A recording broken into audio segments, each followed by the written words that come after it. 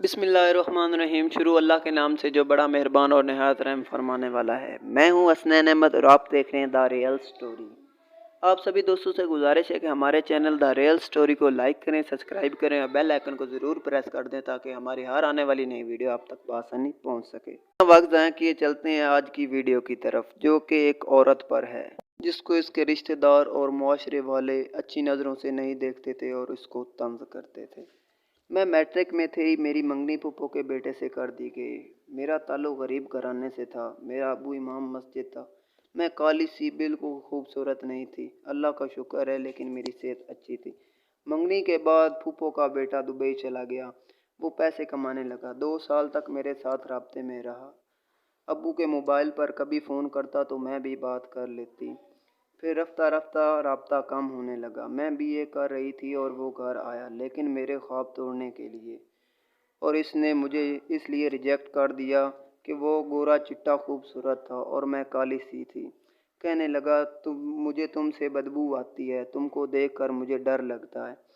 यूँ कह लीजिए कि मेरे दिल पर खंजर चला रहा था। बिला वजह मुझसे उलझ पड़ा। अंजाम ये हुआ कि मुझे छोड़ गया। मंगनी टूट गई। मैं बहुत रोई, बहुत ज़्यादा रोई। मुझे अपने काले होने पर बहुत गुस्सा आने लगा। अल्लाह से शिकवा करती, मैं काली क्यों हूँ, मैं बदसूरत क्यों हूँ। बहुत रोई। इसने अपने चाचा की बेटी से शादी कर ली। इसकी शादी का दिन मुझ पर क़यामत था। इसकी दुल्हन बहुत ही खूबसूरत, बिल्कुल हूर की मानद थी।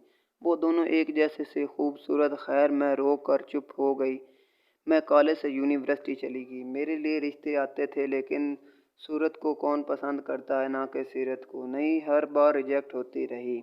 ऐसा वक्त आया कि मुझे शादी नाम से ही नफ़रत होने लगी। हर वक्त किताबों में ही गुम रहना।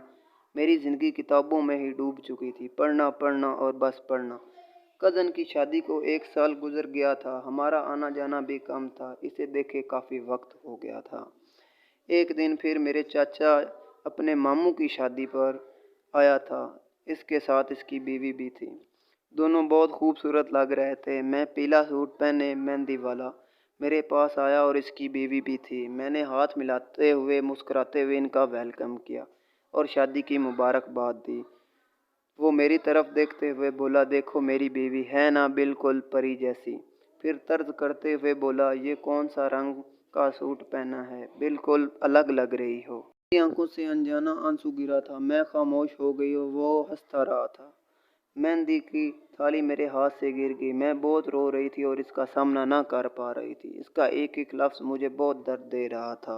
मास्टर कर रही थी। मैं दिन रात पढ़ती रहती, मेहनत करने लगी। मेरा रिश्ता ना होने की वजह से कोई कहता तलाक वाला लड़का है, तो कोई कहता 5 बच्चों का बाप, कोई बकरियां चराने वाला, तो कोई 60 साल का बूढ़ा। सब रिश्ते आए मेरे लिए, लेकिन मेरे बाबा चाहते थे कि मैं अपनी पढ़ाई मुकम्मल कर लूँ। बाबा ने मेरा साथ बहुत दिया। दुनिया के साथ दीन का इल्म भी सिखाया। सारी रात अगर मैं पढ़ती तो बाबा भी जागते रहते। मैं समझती थी कि मेरे सोने से पहले मेरे बाबा कभी नहीं सोए। बाबा मेरे दर्द को समझ रहे थे, मेरी हिम्मत थे। बाबा मुझे पढ़ाना चाहते थे। बाबा ने कहा, सुना है उसने अपनी बीवी को बहुत मारा है और उसका बाजू तोड़ दिया है। मैंने वजह जानने की कोशिश ना की। मास्टर के साथ साथ मैंने वकालत भी पढ़ने लगी। बाबा चाहते थे कि मैं वकील बनूं। भला मैं बाबा का ख्वाब कैसे ना पूरा करती।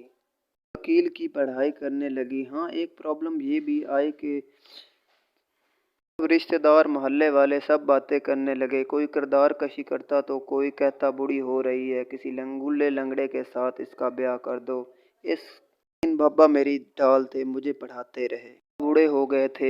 हम सिर्फ 2 बहनें थी, एक मुझसे छोटी, लेकिन उसकी शादी हो गई थी। जब मैं वकील का इम्तिहान पास कर आई, एक दिन अम्मी अब्बू बहुत रोए और मैं भी बहुत रोई। अम्मी ने पूरे मोहल्ले में मिठाई बांटी, लेकिन खुश कोई भी ना था। अगर कोई खुश था तो वो थे मेरी अम्मी और अब्बू। अब्बू मेरा माथा चूम कर बोले, बच्ची तूने मेरा सर फख्र से बुलंद कर दिया। इस दिन चाचा और ताया हमारे घर आए थे। कहने लगे, वकील ही बनी है, कौन सा जज लग गई है, इसकी शादी करवा दो। अब वो लफ्ज़ मेरे दिल में, अल्फाज मेरे दिल में लिख गए थे कि जज बनना है। 1 साल की प्रैक्टिस के बाद अल्लाह का करम हुआ, मैं सिविल जज बन गई। मुझे घर मिला, गाड़ी मिली, घर में नौकर थे। हमारी गुर्बत के दिन ख़त्म हो गए थे। जज बनने के बाद मुझे एक राज گھر میں ہم رہ رہے تھے وہ گھر بابا نے بیچ دیا تھا۔ ہم اپنے ہی مکان میں کرایہ دار بن کر رہ رہے تھے۔ بننے کے بعد کچھ مہینوں بعد نوید بھٹی میرے ہمسفر بن گئے۔ اللہ نے مجھے بہت عزت بخشی، شکر نہ ادا کر سکتی تھی۔ نوید بہت ہی اچھے اخلاق کا انسان تھا۔ خیر وقت کا تماشا یہ ہے کہ میں لوگوں کے کیس سن رہی تھی۔ اچانک میرے سامنے ایک وکیل آیا، کہنے لگا میڈم اس کے شوہر نے اس کو بہت مارا ہے، یہ طلاق لینا چاہتی ہے۔ میں نے جب اس لڑکی کی طرف دیکھا تو وہ میرے کزن کی بیوی تھی، وہی کزن جس نے مجھے 4 سال منگنی کے بعد چھوڑ دیا تھا۔